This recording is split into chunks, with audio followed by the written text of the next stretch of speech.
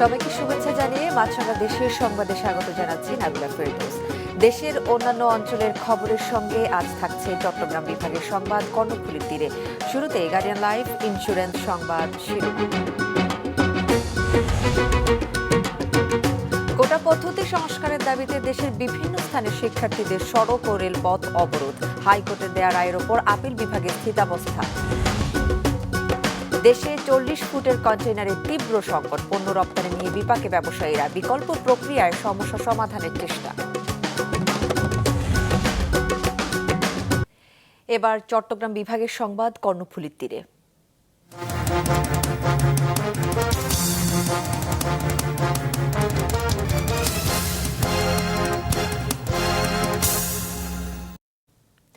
দেশে 40 ফুট দীর্ঘ কন্টেইনারের তীব্র সংকট তৈরি হয়েছে।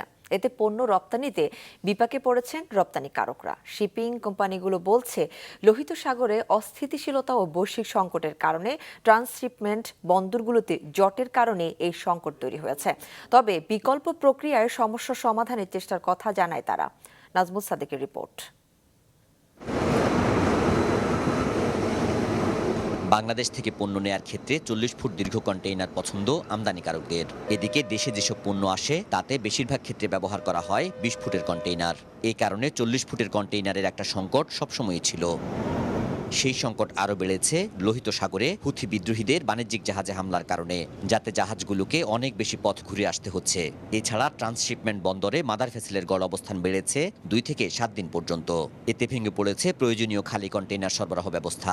বাংলাদেশের রপ্তানি পোশাক শিল্পের জন্য 40 এবং 40 হাই কিউব কন্টেইনারের চাহিদা অনেক বেশি। এই চাহিদার যে তুলনায় 40 ফিট কন্টেইনার অনেক কমে গেছে। এটির মূল কারণ হলো যে লোহিত সাগরে যে হুতি বিদ্রোহীদের যে ঝামেলাগুলো হচ্ছে, সেই ঝামেলার কারণে জাহাজগুলো প্রায় 11 দিন অতিরিক্ত সময় তাদেরকে পার করতে হচ্ছে। এই অতিরিক্ত সময় পার করার কারণে যেই ডিলে, সেই ডিলের কারণে আমদানি এবং রপ্তানি পণ্যের কিন্তু একটা ব্যাহত হচ্ছে। আগের চেয়ে সময় বেশি লাগায় বেড়েছে কন্টেইনারের ভাড়া। পাশাপাশি জাতীয় অর্থনীতিতে নেতিবাচক প্রভাব পড়ছে বলছেন ব্যবসায়ী নেতারা। গত এক সপ্তাহ টোটাল গুডস ওরা নেওয়ার ক্যাপাসিটি আছে কিনা, যদি ক্যাপাসিটি না থাকে তাহলে আমরা 2 সপ্তাহ ডিলেতে চলে গেলাম। 2 সপ্তাহ ডিলে যাওয়ার মানে হলো যে বায়াররা এক নম্বর হলো যে তারা অন টাইম গুডস পাচ্ছে না। তারা এখন করবে কি, ডিসকাউন্টের দিকে যাবে, অথবা গুডসটা 15 দিন 20 দিন আগে পাওয়ার জন্য বা অন টাইম পাওয়ার জন্য তারা আমাদেরকে বলবে যে তোমরা ইয়ার ফ্রেট করো, তখন ফ্রেটটা আমাদেরই দিতে হবে। শিপিং কোম্পানিগুলো বলছে এটি বৈশ্বিক সংকট, তবে বিকল্প ব্যবস্থায় এই সমস্যা সমাধানের চেষ্টা চলছে। প্রতি মাসে আমরা কনস্ট্যান্টলি প্রত্যেকটা জাহাজে আমরা এমটি নিয়ে আসছি ট্রান্সশিপমেন্ট পোর্টগুলো থেকে। যেমন আমাদের এই মাসেও প্রায় এক্সপোর্টের অনেক ভালোই গ্রোথ দেখতে পাচ্ছি, কিন্তু ইম্পোর্টটা যেহেতু এখন কম, যার কারণে আমরা এই যে গ্যাপটা মিট আপ করার জন্য আমরা কন্টিনিউয়াসলি এমটি রিপোজিশন করতেছি বাংলাদেশে। দেশের রপ্তানি পণ্যের 63% গন্তব্য ইউরোপের বিভিন্ন দেশ ও যুক্তরাষ্ট্র। নাজমুল সাদেকি, মাছরাঙা সংবাদ, চট্টগ্রাম। নোয়াখালীর চাটখিল উপজেলার মোহাম্মদপুর ইউনিয়নে অভিযান চালিয়ে 80 বস্তা ভারতীয় চিনি সহ রিয়াদ হোসেন নামের একজনকে আটক করেছে পুলিশ। গত সন্ধ্যায় চালানো এই অভিযানে একটি পিকআপও জব্দ করা হয়। আটককৃত রিয়াদ চাটখিল উপজেলার নোয়াখলা ইউনিয়নের 3 নম্বর ওয়ার্ডের আরিফুর রহমানের ছেলে। পুলিশ জানায়, সন্ধ্যায় পুলিশের অভিযান চলাকালে একটি পিকআপে তল্লাশি চালিয়ে 80টি বস্তায় 4000 কেজি ভারতীয় চিনি জব্দ করা হয়। এই ঘটনায় পিকআপ চালককে চোরাচালান মামলায় গ্রেফতার করা হয়েছে। আদালত তাকে কারাগারে পাঠিয়েছে। বান্দরবানে শুরু হয়েছে 3 দিনব্যাপী ফল মেলা এবং কৃষি প্রযুক্তি ও পুষ্টি মেলা। পাহাড়ের বিলুপ্ত প্রায় ফলের সংরক্ষণ, উৎপাদন বৃদ্ধি এবং নতুন প্রজন্মকে পুষ্টি সমৃদ্ধ খাবারের সাথে পরিচিত করাই এর লক্ষ্য।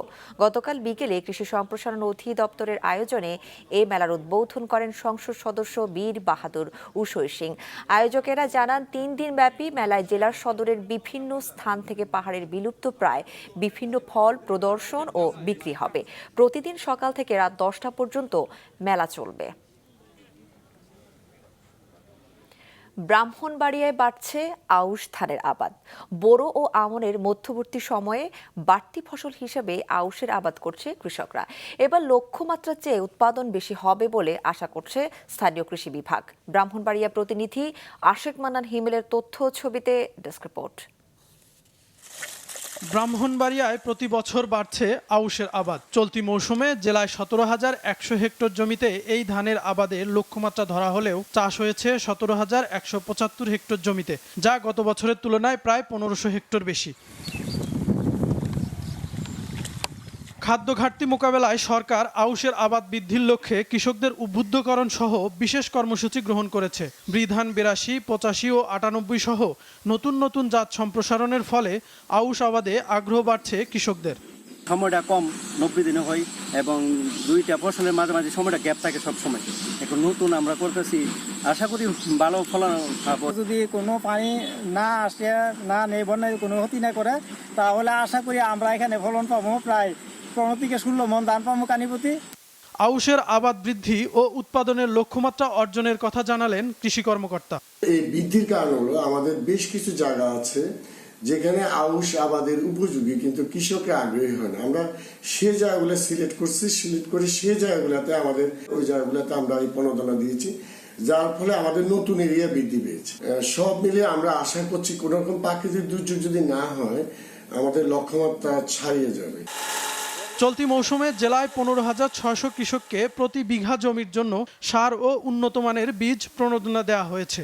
এবার উৎপাদন লক্ষ্যমাত্রা ধরা হয়েছে প্রায় 50,860 মেট্রিক টন। মাছরাঙ্গা নিউজ ডেস্ক। এবার সারা দেশের খবর। সরকারি চাকুরিতে কোটা ব্যবস্থা পুনর্বহালের রায় বাতিল এবং কোটা পদ্ধতি সংস্কারের দাবিতে আজ সারাদিন দেশের বিভিন্ন স্থানে সড়ক ও রেলপথ অবরোধ করে আন্দোলনরত শিক্ষার্থীরা। সকাল 10টা থেকে তারা এ কর্মসূচি শুরু করে। সকালে খুলনা যশোর মহাসড়কে নতুন রাস্তার মোড় অবরোধ করে শিক্ষার্থীরা। এর ফলে সেখানে যানজট তৈরি হয় এবং ভোগান্তিতে পড়েন যাত্রীরা। অপরদিকে দৌলতপুরে শিক্ষার্থীরা রেলপথ অবরোধ করে। বেনাপোল থেকে খুলনায় আসা একটি রেলগাড়ির পথ অবরোধ করে এবং খুলনা স্টেশনে ঢাকুতে বাধা দেয়। চট্টগ্রামে সকাল 10টা থেকে দেওয়ানহাট এলাকার রেলপথে অবরোধ করে শিক্ষার্থীরা। পরে রায় ঘোষণার পর দুপুরে তারা টাইগার পাস মোড়ে সড়ক অবরোধ করে। কোটা সংস্কারের দাবিতে এখনও দেশের বিভিন্ন স্থানে শিক্ষার্থীরা আন্দোলন করছেন। তারা বলছেন আপিল বিভাগের এই রায়ের সাথে আন্দোলনের কোনো সম্পর্ক নেই। আন্দোলনকারীরা সরকারি চাকরিতে সকল গ্রেডের সংস্কার চান এবং সর্বোচ্চ 5 ভাগ কোটা রাখার দাবি তাদের। সুষ্ঠু সমাধান করতে হবে, স্থায়ী সমাধান করতে হবে এবং যতদিন পর্যন্ত না সাংবিধানিক প্রক্রিয়া আইন জারি করে এর স্থায়ী সমাধান না হয় আমাদের আন্দোলন ততদিন পর্যন্ত চলতে থাকবে। রায়ের সাথে আমাদের আন্দোলনের কোনো সম্পৃক্ততা নেই, কারণ আমরা আমাদের দাবি আদায় না হওয়া পর্যন্ত রাজপথে অবস্থান করছি। এই অযৌক্তিক এবং অনৈতিক কোটা পদ্ধতিকে বাতিল করে সংসদে আইন পাশ করে শুধুমাত্র অনগ্রসর জাতিগোষ্ঠীর জন্য কোটাকে ন্যূনতম মাত্রায় রেখে সংসদে বিল পাশ করে এটার একটা স্থায়ী সংস্কার করা হোক।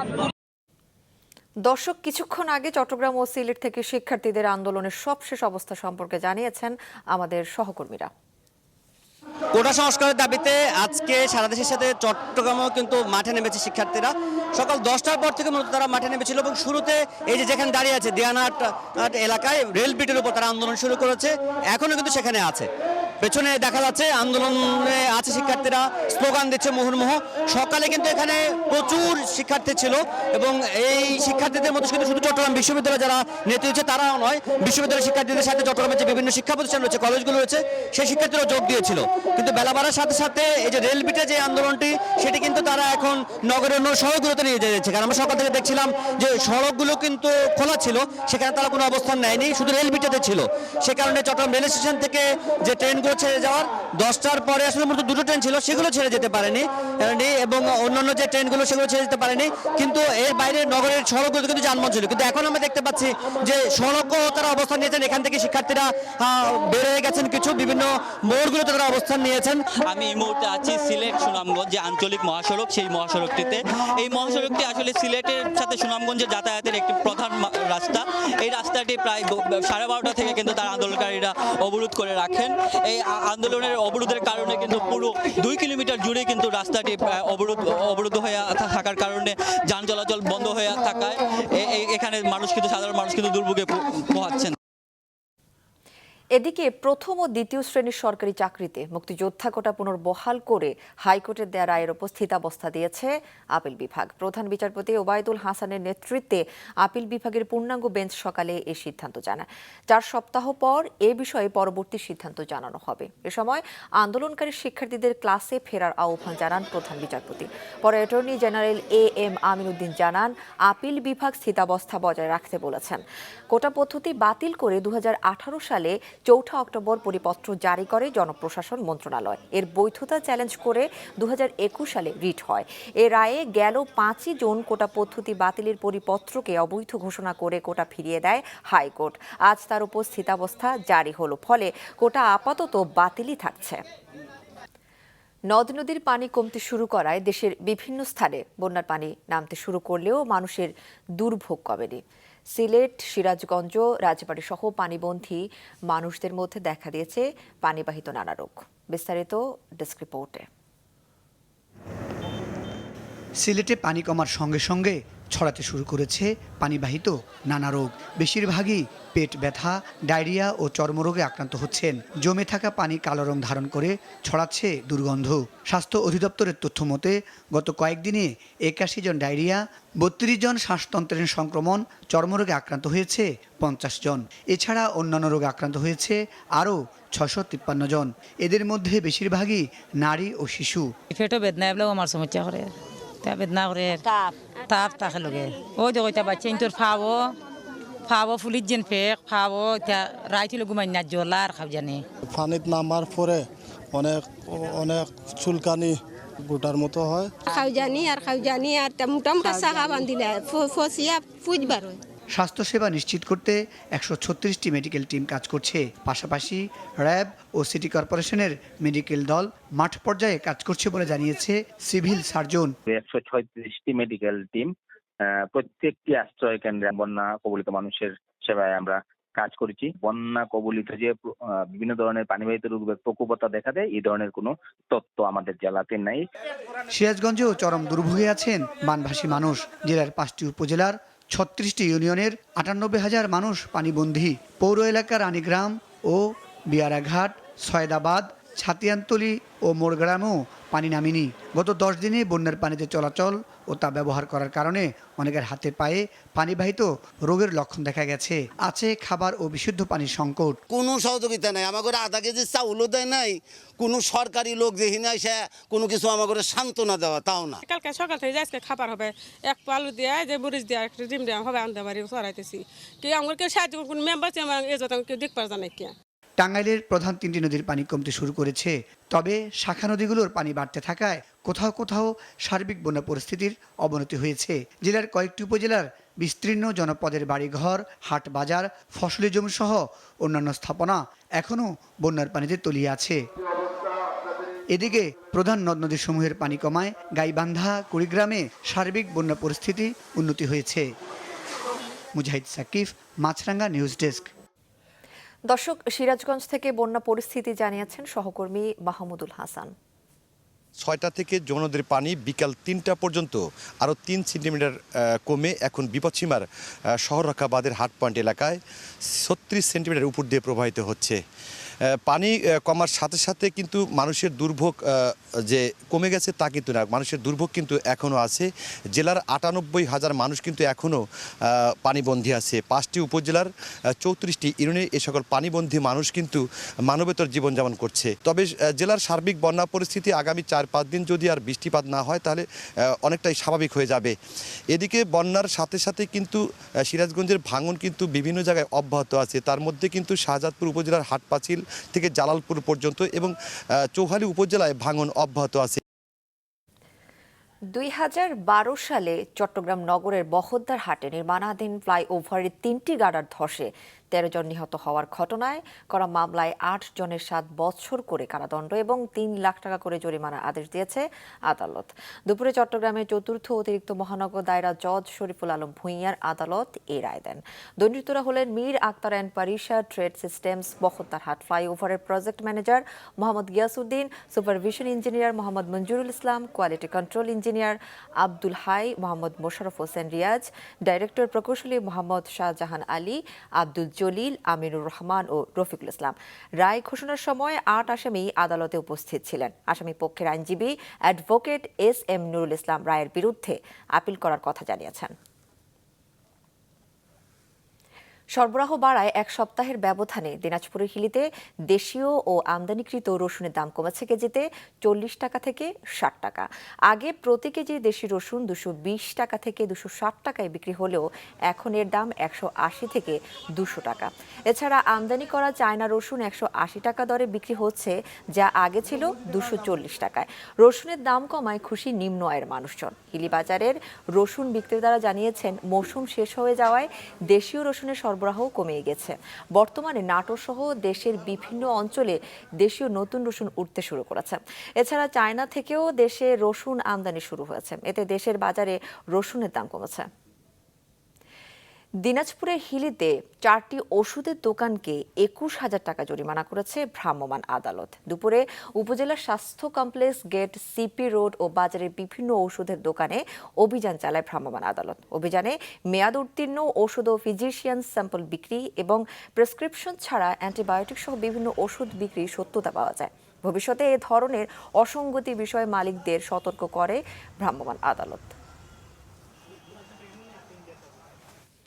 নওগাঁয় বিস্কুট খেয়ে খাদিজা ও তাবাসসুম নামের সহোদর 2 শিশুকন্যার মৃত্যু হয়েছে। একই বিস্কুট খেয়ে মঈন ইসলাম নামে আরও এক কিশোর অসুস্থ হয়ে পড়েছে। দুপুরে জেলার সদর উপজেলার দোগাছি স্কুলপাড়া গ্রামে এই ঘটনা ঘটে। নিহত খাদিজা ও তাবাসসুম দোগাছি স্কুলপাড়া গ্রামের জহুরুল ইসলামের মেয়ে। অসুস্থ মঈন একই গ্রামের পাইলটের ছেলে। পুলিশের মাধ্যমে জানা যায় মঙ্গলবার দুপুর 1:30টার দিকে খাদিজা, তাবাসসুম ও মঈন বাড়ির পাশে একটি দোকান থেকে বিস্কুট কিনে খায়। এর কিছুক্ষণ পরেই তারা বমি করতে শুরু করে। গুরুতর অসুস্থ অবস্থায় তাদেরকে 250 সোজা নওগাঁ জেনারেল হাসপাতালে নেওয়া হয়। বিকেলে 8 মাস বয়সী তাবাসসুমকে মৃত ঘোষণা করেন কর্তব্যরত চিকিৎসক। উন্নত চিকিৎসার জন্য খাদিজাকে রাজশাহী মেডিকেল কলেজ হাসপাতালে নেওয়ার পথে তারও মৃত্যু হয়। অন্যদিকে অসুস্থ মঈন জেনারেল হাসপাতালে ভর্তি থেকে চিকিৎসা নিচ্ছেন। খাদ্যে বিষক্রিয়ায় তাদের মৃত্যু হয়ে থাকতে পারে বলে প্রাথমিকভাবে ধারণা করছেন চিকিৎসক। ভারতে পাচারের শিকার 13 বাংলাদেশি নারী ও শিশুকে দেশে ফিরে আনা হয়েছে। গতকাল বিকেলে যশোরের বেনাপোল ইমিগ্রেশন দিয়ে ট্রাভেল পারমিটের মাধ্যমে তারা ফিরে আসে। ইমিগ্রেশন কর্তৃপক্ষ জানায়, বিভিন্ন সময় এসব নারী শিশুকে অবৈধ পথে ভারতে পাঠিয়েছিল দালাল চক্র। পরে সে দেশের পুলিশের কাছে আটক হয়ে পশ্চিমবঙ্গের বিভিন্ন শেল্টার হোমে ছিলেন তারা। তাদের বাড়ি গোপালগঞ্জ, যশোর, বাগেরহাট, খুলনা, লালমনিরহাট সহ দেশের বিভিন্ন জেলায়। ফেরত আসা নারী ও শিশুদের বাংলাদেশ মহিলা আইনজীবী সমিতি ও জাস্টিস অ্যান্ড কেয়ারের প্রতিনিধিদের কাছে হস্তান্তর করেছে পুলিশ। শিগগিরই তাদেরকে পরিবারের কাছে হস্তান্তরের কথা রয়েছে।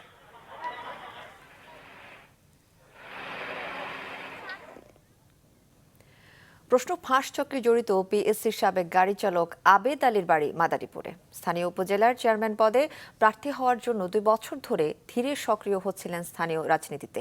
প্রচুর অর্থ বিলি করার কারণে পরিচিত হয়ে উঠেছিলেন স্থানীয়দের মাঝে। মাদারীপুর থেকে আঞ্জুমান জুলিয়ার পাঠানো তথ্য ছবিতে ডেস্ক রিপোর্ট। সরকারি কর্ম কমিশনের পিএসসির সাবেক চেয়ারম্যানের গাড়ি চালক ছিলেন সৈয়দ আবেদ আলী জীবন। প্রশ্ন ফাঁস চক্রে জড়িয়ে তিনি গড়েছেন সম্পদের পাহাড়। ঢাকায় আছে একটি 6তলা বাড়ি, 3টি ফ্ল্যাট ও একটি গাড়ি। গ্রামে 6 কোটি টাকার বিলাসবহুল ডুপ্লেক্স বাড়ি। নিজ এলাকায় সরকারি জমি দখল করে গড়েছেন গরুর খামার। বাড়ির পাশে করেছেন একটি মসজিদ ও ঈদগাহ। কিছু দৃশ্যমান সম্পদ ছাড়াও আবেদের আরও সম্পদ রয়েছে। গাড়ি চালকের চাকরি পেয়ে 0 থেকে 100 কোটি টাকার মালিক বনে যান তিনি। নেপথ্যে রয়েছে পিএসসি সহ বিভিন্ন চাকরির পরীক্ষার প্রশ্ন ফাঁস। এখন নিজেকে পরিচয় দেন প্রতিষ্ঠিত ব্যবসায়ী হিসেবে। সচিবালয় চাকরি করে, গাড়ি চালাইছে, সচিবালয় হ্যাগো দিয়ে কামাইছে। ব্যবসায়িক উৎস আমি জানি না, অ্যাকচুয়ালি আমি জানি না। আমি জানি না অন্তত সে কি ব্যবসাটা করে, কিন্তু আমি যতটুকু জানি সে আগে ড্রাইভার ছিল। গ্রামে আবেদ ও তার ছেলে সিয়াম চলাফেরা করতেন বডিগার্ড নিয়ে। আবেদ আলীর বড় ছেলে সৈয়দ সোহানুর রহমান সিয়াম পড়াশোনা করেছেন ভারতের শিলিগুড়ির একটি ইংলিশ মিডিয়াম স্কুলে। সেখানেও একটি বাড়ি কিনেছেন আবেদ। ডাসার উপজেলা ছাত্রলীগের কমিটির সহসভাপতির পদ ভাগিয়ে নেন তিনি। সে পদ থেকে গ্রেফতারের পর বরখাস্ত করা হয়। 2 বছর ধরে সৈয়দ আবেদ আলীকে নিজ এলাকায় বেশ সরব দেখেছেন বাসিন্দারা। নবগঠিত মাদারীপুরের ডাসার উপজেলা পরিষদের চেয়ারম্যান প্রার্থী হতে আগ্রহী ছিলেন তিনি। এজন্য দীর্ঘদিন ধরে নানাভাবে প্রচার প্রচারণা চালিয়েছেন। খরচ করেছেন প্রায় ৩ কোটি টাকারও বেশি। এলাকার গরিব দুঃখীদের দান খয়রাতের পাশাপাশি পোস্টারও সাটিয়েছেন নানা জায়গায়। ছেলে সৈয়দ সোহানুর রহমান সিয়ামকে নিয়ে এলাকার বিভিন্ন সামাজিক, সাংস্কৃতিক ও ধর্মীয় অনুষ্ঠানে যোগ দিয়ে দান দক্ষিণা শুরু করেন উদার হস্তে। এজন্য এলাকার মানুষজন চিনতে শুরু করে তাদেরকে। শেখ মুজিবুর রহমানের শাহাদাত বার্ষিকী উপলক্ষে আমার ছেলে যে মাদ্রাসার ছাত্র এলাকাবাসী রেখা হয়েছে, আমার খুব আনন্দ লাগতো। আমি ঘুমাইছিল ফুটপাতে। বিভিন্ন অনুষ্ঠানে গিয়ে বক্তব্য দিতেন পিতা পুত্র দুজনে যৌথভাবে। সৈয়দ আবেদ আলী নিজের জীবনের নানা কল্পিত কাহিনী বলতেন বক্তব্যে। জাতির পিতার বঙ্গবন্ধু শেখ মুজিবুর রহমানের মৃত্যুবার্ষিকী উপলক্ষে আমি ক্ষুদ্র জায়গা থেকে আমি আসলে বিশ্বাস করি রাজনীতি মানেই হচ্ছে মানুষের জন্য কিছু করা। পিএসসি চেয়ারম্যানের সাবেক গাড়ি চালক সৈয়দ আবেদ আলী প্রশ্ন ফাঁসের সাথে জড়িত অভিযোগে গ্রেপ্তার হওয়া এবং অপরাধ স্বীকার করে দেওয়া বক্তব্য গণমাধ্যমে প্রচারিত হওয়ার পর সারা দেশের মতো মাদারীপুরেও তৈরি হয়েছে বিরূপ প্রতিক্রিয়া। সজীব সাদিক, মাছরাঙা নিউজ ডেস্ক। সরকারি কর্মকর্তা কর্মচারীদের নামে দুর্নীতির অভিযোগ ওঠায় দলের ভাবমূর্তি কিছুটা হলেও ক্ষুণ্ণ হচ্ছে বলে মন্তব্য করেছেন গৃহায়ন ও গণপূর্ত মন্ত্রী ম ওবায়দুল মুক্তাদির চৌধুরী। দুপুরে গোপালগঞ্জের টুঙ্গিপাড়ায় জাতির পিতা বঙ্গবন্ধু শেখ মুজিবুর রহমানের সমাধিতে শ্রদ্ধা নিবেদন শেষে সাংবাদিকদের প্রশ্নের জবাবে একথা বলেন তিনি। জানান, ঢাকা শহরে ঝুঁকিপূর্ণ ভবনের মালিকদের বিরুদ্ধে ব্যবস্থা নেওয়া হবে। এজন্য একটি কমিটিও গঠন করা হয়েছে। পল্লী বিদ্যুতায়ন বোর্ড ও পল্লী বিদ্যুৎ সমিতিকে একীভূত করে অভিন্ন চাকরি বিধি বাস্তবায়ন এবং চুক্তিভিত্তিক ও অনিয়মিত কর্মচারীদের নিয়মিতকরণের দাবিতে 10ম দিনের মতো কর্মবিরতি পালন করছেন পল্লী বিদ্যুৎ সমিতির কর্মকর্তা কর্মচারীরা। সকালে গোপালগঞ্জ শহরতলির কাড়ারগাতিতে অবস্থিত পল্লী বিদ্যুৎ সমিতির প্রধান কার্যালয়ের সামনে 10ম দিনের মতো অনির্দিষ্টকালের জন্য কর্মবিরতি পালন করে গোপালগঞ্জ পল্লী বিদ্যুৎ সমিতির কর্মকর্তা কর্মচারীরা। সকালে একই দাবিতে মুখে কালো কাপড় বেঁধে আন্দোলন করে দিনাজপুর পল্লী বিদ্যুৎ সমিতি 2 এর কর্মীরা। এছাড়াও ময়মনসিংহ, ব্রাহ্মণবাড়িয়া, নরসিংদীতে কর্মবিরতি চলছে। বাংলাদেশে মেরুদণ্ডের চিকিৎসা ব্যবস্থাপনা নিয়ে পাবনায় অনুষ্ঠিত হলো সায়েন্টিফিক সেমিনার। স্কয়ার ফার্মার পৃষ্ঠপোষকতায় পাবনা মেডিকেল কলেজের কনফারেন্স রুমে এ সেমিনারে প্রধান অতিথি ছিলেন কলেজের অধ্যক্ষ প্রফেসর ডাক্তার ওবায়দুল্লাহ ইবনে আলী। বিশেষ অতিথির বক্তব্য দেন বাংলাদেশ অর্থোপেডিক সোসাইটির মহাসচিব অধ্যাপক ডাক্তার জাহাঙ্গীর আলম, বাংলাদেশ স্পাইন সোসাইটির সভাপতি অধ্যাপক ডাক্তার শাহ আলম এবং মহাসচিব অধ্যাপক ডাক্তার আনোয়ারুল ইসলাম। অনুষ্ঠানটি পরিচালনা করেন মেডিকেল কলেজের অর্থোপেডিক সার্জারি বিভাগের সিনিয়র কনসালটেন্ট ডাক্তার আকসাদ আল মাসুর আনন। সেমিনারে জেলার শতাধিক চিকিৎসক অংশ নেন। পাবনায় আইন শৃঙ্খলা রক্ষায় গণমাধ্যমের সহযোগিতা চেয়েছেন নতুন পুলিশ সুপার মোহাম্মদ আব্দুল আহাদ। সকালে নিজ কার্যালয়ের সম্মেলন কক্ষে স্থানীয় গণমাধ্যম কর্মীদের সাথে মতবিনিময় করেন তিনি। এ সময় সততা ও ন্যায়ের সাথে দায়িত্ব পালনেরও অঙ্গীকার জানান। সভায় উপস্থিত ছিলেন অতিরিক্ত পুলিশ সুপার মাসুদ আলম ও জিয়াউর রহমান সহ স্থানীয় ইলেকট্রনিক ও প্রিন্ট মিডিয়ার সাংবাদিকরা। নড়াইলে বাংলাদেশের জাতীয় কাবাডি চ্যাম্পিয়নশিপের জেলা পর্যায়ে প্রতিযোগিতা উদ্বোধন করা হয়েছে। জেলার বীরশ্রেষ্ঠ নূর মোহাম্মদ স্টেডিয়ামে জেলা পুলিশের আয়োজনে ক্রীড়া সংস্থার সহযোগিতায় এই প্রতিযোগিতার চলছে। জেলার 4টি পুরুষ দল ও 2টি নারী দল এতে অংশ নিয়েছে। প্রতিযোগিতার উদ্বোধন করেন জেলা প্রশাসক মোহাম্মদ আশফাকুল হক চৌধুরী। মাছরাঙা দেশের সংবাদ শেষ করার আগে গার্ডিয়ান লাইফ ইন্স্যুরেন্স সংবাদ শিরোনামগুলো আরও একবার। কোটা পদ্ধতি সংস্কারের দাবিতে দেশের বিভিন্ন স্থানে শিক্ষার্থীদের সড়ক ও রেলপথ অবরোধ, হাইকোর্টের দেয়া রায়ের ওপর আপিল বিভাগের স্থিতাবস্থা। দেশে 40 ফুটের কন্টেইনারের তীব্র সংকট, পণ্য রপ্তানি নিয়ে বিভাগীয় ব্যবসায়ীরা বিকল্প প্রক্রিয়ায় সমস্যা সমাধানের চেষ্টা। দেশের বিভিন্ন স্থানে নামতে শুরু করেছে বন্যার পানি, তবে কমেনি বাংলাদেশের দুর্ভোগ, বিভিন্ন স্থানে পানিবাহিত রোগের প্রকোপ। এখনকার মতো ফেসবুকে আপডেট পেতে ভিজিট করুন মাছরাঙা টেলিভিশনের পেজে, ইউটিউব চ্যানেলেও দেখতে পারেন আমাদের সংবাদ, প্রতিবেদন ও অনুষ্ঠান। আমাদের পরবর্তী সংবাদ সন্ধ্যা 7টায় দেখার আমন্ত্রণ রইল।